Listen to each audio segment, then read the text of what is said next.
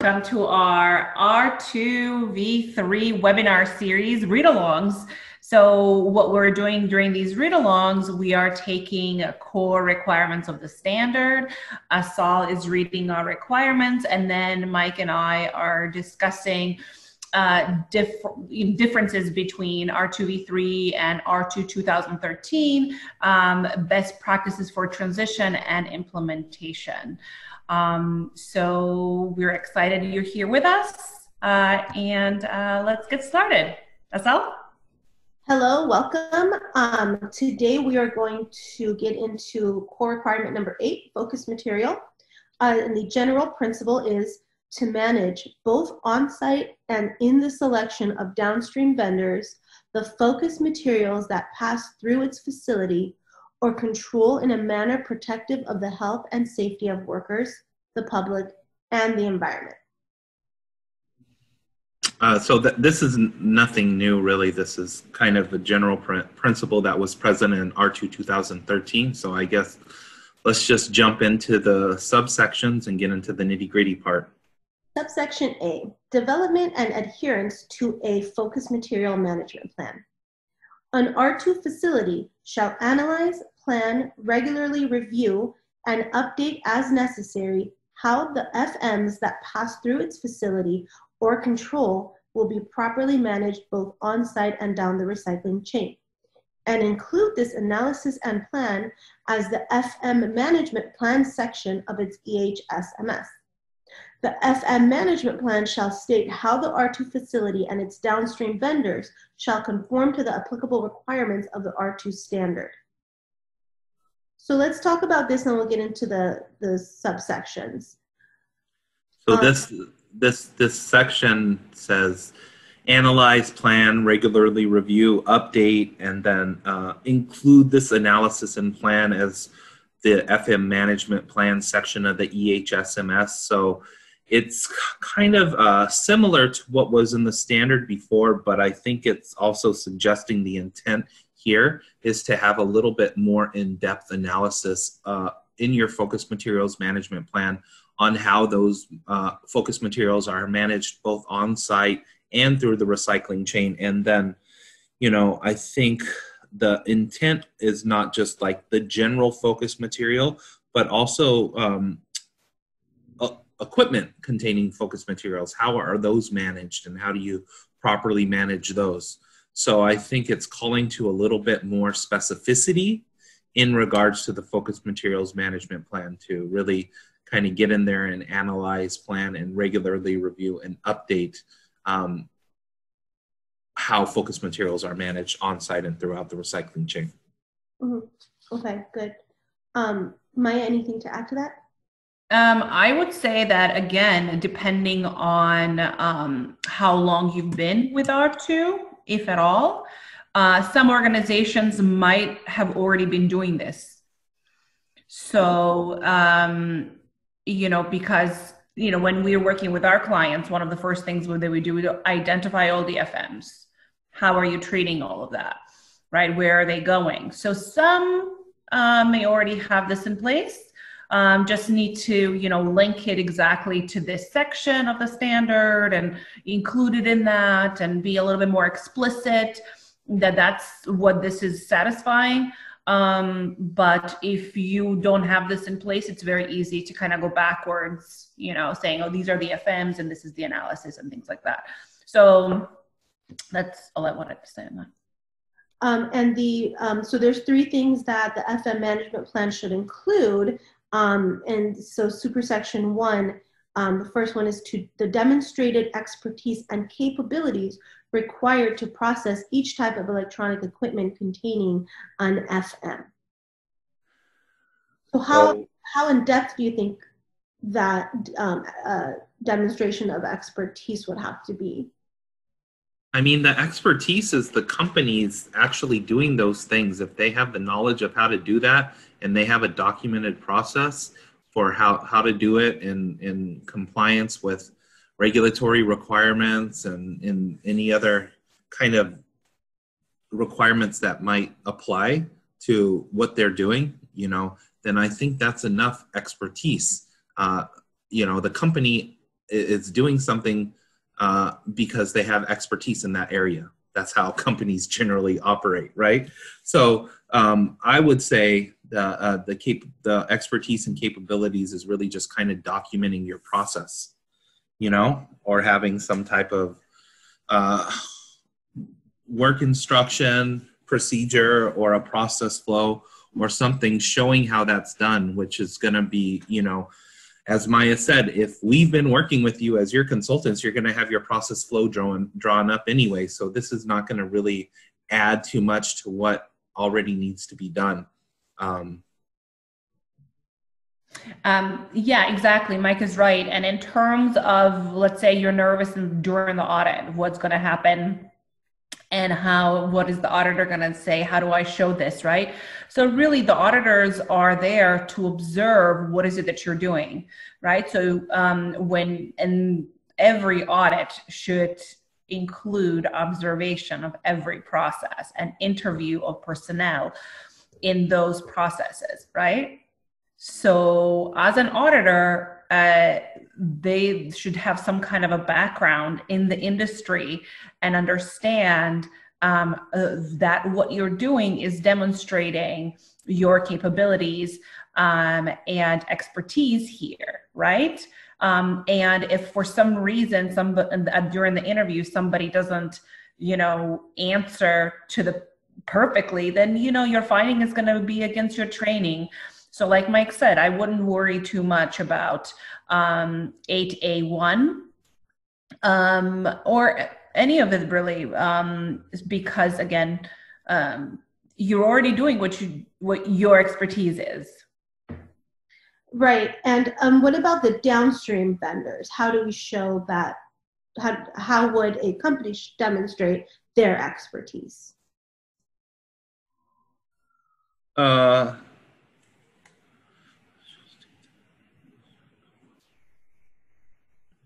I mean, the fact that they're doing it, they're a licensed smelter.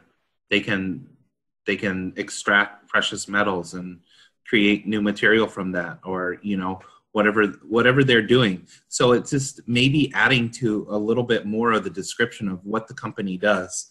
Mm-hmm. Also, like if we go to 2, right, the plan, methods, and demonstrated capacity needed to process each type of electronic equipment containing an FM. So that's kind of just describing what are you doing, you know, just sorting it and then sending it to a downstream facility. Are you dismantling it, breaking it down to the component level and various commodities? And then, so this is probably going to require a little bit more because a little bit more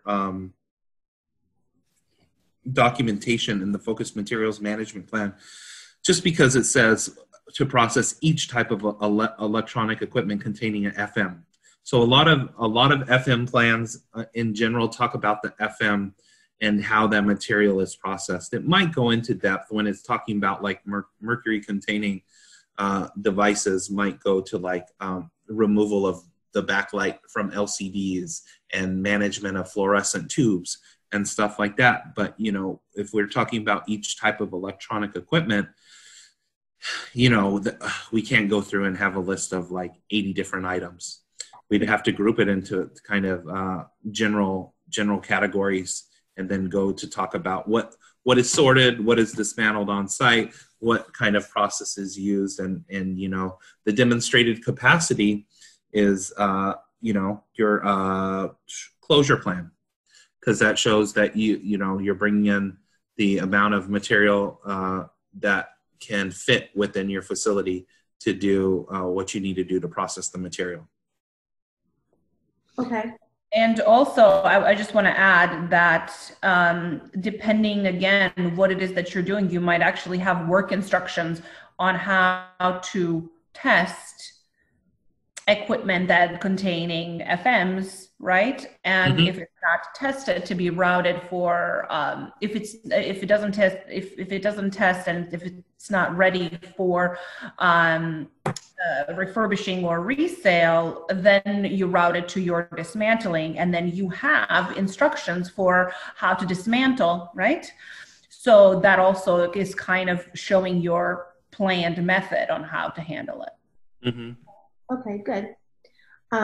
So section 8A3, when not the final point of processing, a flowchart of the downstream recycling chain selected according to Appendix A, including identification of international movements to either final disposition or the first downstream R2 certified facility. So this is something that everyone generally has. It's just like the flow chart of where the material goes downstream to end of life, right? But it wasn't something that was specifically mentioned in R2 2013 provision 5. So I think they're just specifically calling that out, that they want to have that. It's just, the standard being very prescriptive and stating exactly what they want to have required from each specific R2 facility, so that there's a standard baseline across the board, because before some people would have it just written out, everyone did it in a different way depending on whether they did it themselves, which consultant they worked with, so on and so forth. So this is just being very specific about the way that stuff is documented, a flow chart of the downstream recycling chain, including international movements to final disposition or the first R2 certified facility. So this is in, it's going also with the new R2v3 stopping the downstream due diligence at the first downstream R2 certified facility, but also being very specific about a requirement that was kind of always audited or expected of R2 clients anyways. Yeah. And also, I just want to point out that we will be doing a discussion for Appendix A. So if you're listening to this, check that one out as well. That would go hand in hand with the Focus Material Management Plan section. So now non-focused materials requiring specific management. 8B says that an R2 facility shall manage print cartridges in accordance with Core Requirement 2 through print cartridge remanufacturers, recyclers, or original equipment manufacturers in facilities that meet all applicable regulatory requirements to receive these print cartridges, and that use technology designed to safely and effectively manage ink and toner print cartridges. So that's exactly the same. Yeah. Maya, anything to add? No, it's exactly the same as previous. It's just maybe a little bit more detailed in terms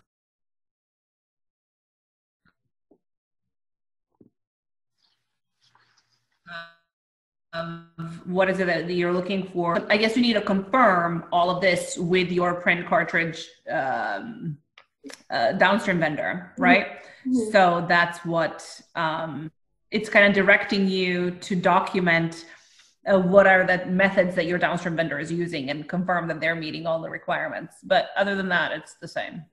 So this is the thing too. Like a lot of times people wonder, do they have to do all the downstream due diligence for their ink and toner cartridges?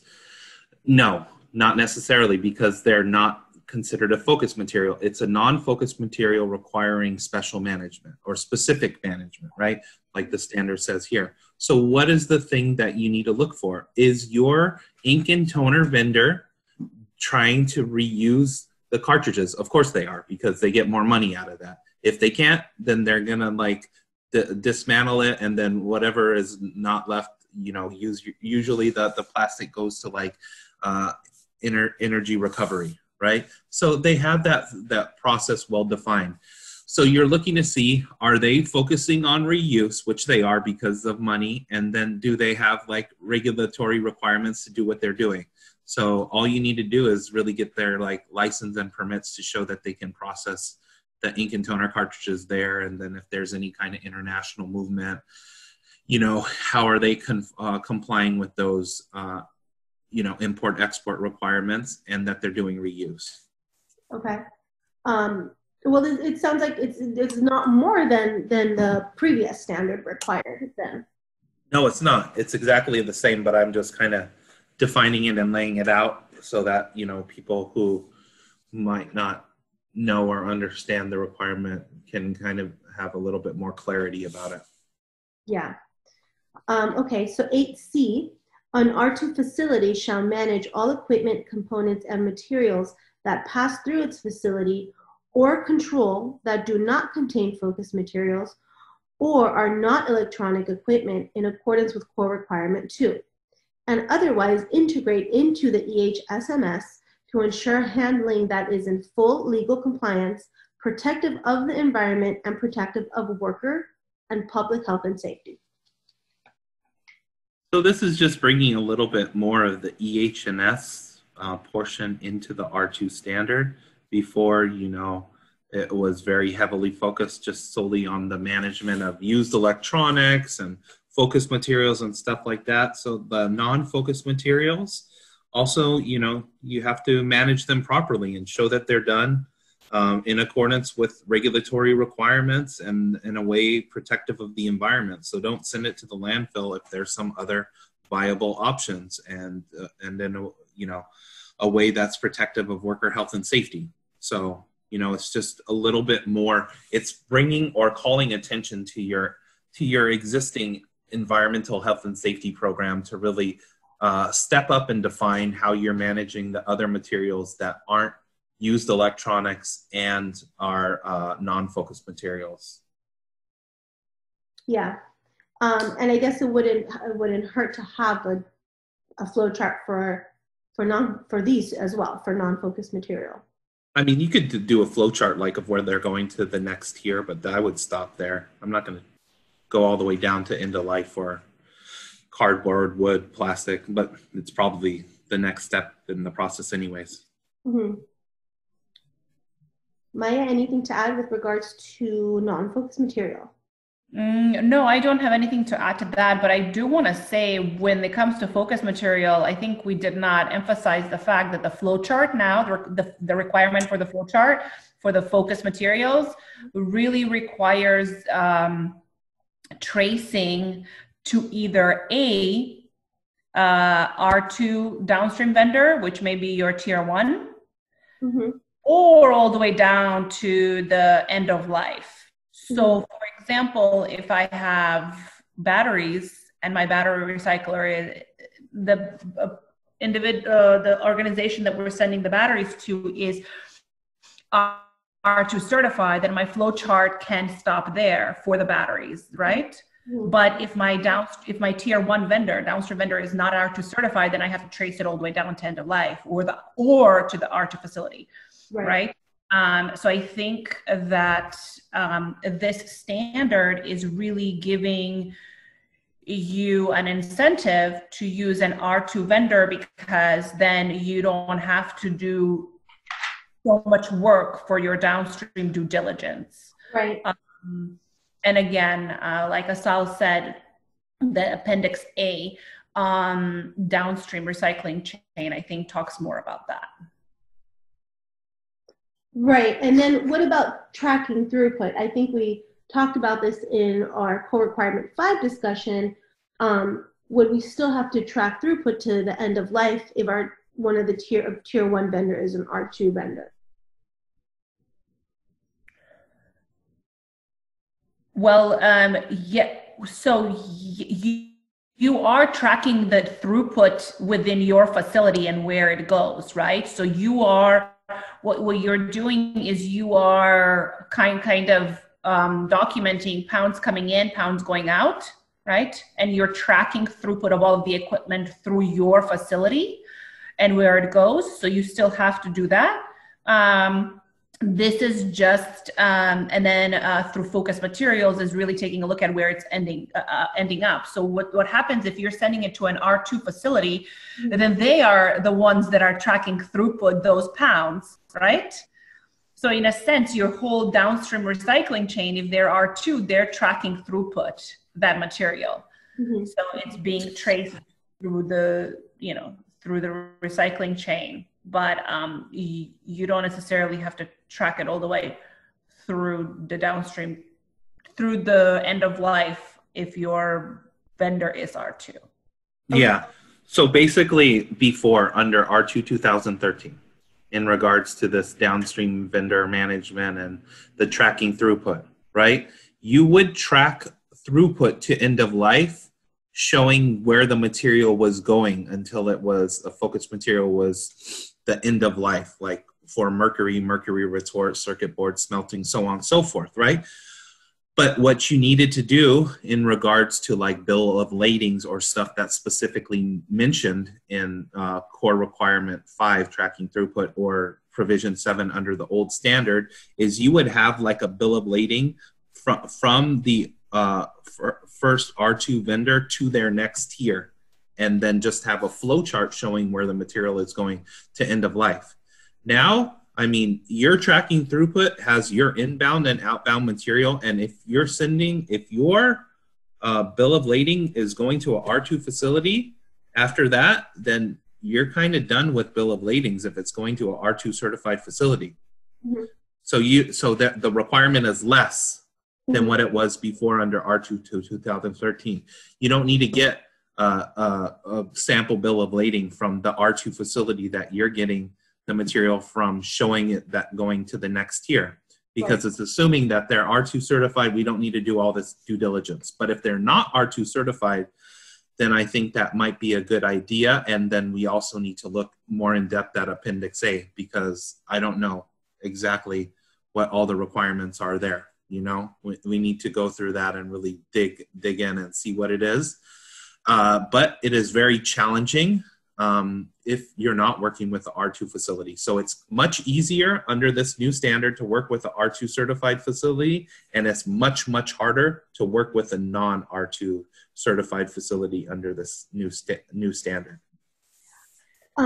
Very good. I also want to talk about, it mentions it twice, that it's, this applies to material that pass through the facility or are controlled by the facility. So pass through the facility is very apparent, but what about control? Like, what level of control would trigger? That's brokering, basically, you know, because it's not passing you through a facility. Or transportation, depending who your customer is, they may just ask you to, because of your capabilities, you may just transport material from their facility to customer select downstream facility, but you're still in charge of where is it that you're dropping it off. It's kind of tricky. So would the R2 standard now like maybe expand to logistics companies? Like third-party logistics that are just storing like reverse logistics stuff that's going for scrap and end of life? I mean, it has to start with whoever's sending it. You know, they're responsible for that in terms of management and control. Okay. Okay, good. We do have, one of the core requirements does cover transportation, core requirement number 10. So tune in for that core requirement as well to get into more in-depth discussion with regards to transportation. And if you have, this brings us to the end of the Focus Material Core Requirement. If you have any questions, email us at info@glenviewgroup.com, and join us for our next core requirement read along, where we will talk about facility requirements. Yes. See you guys next time.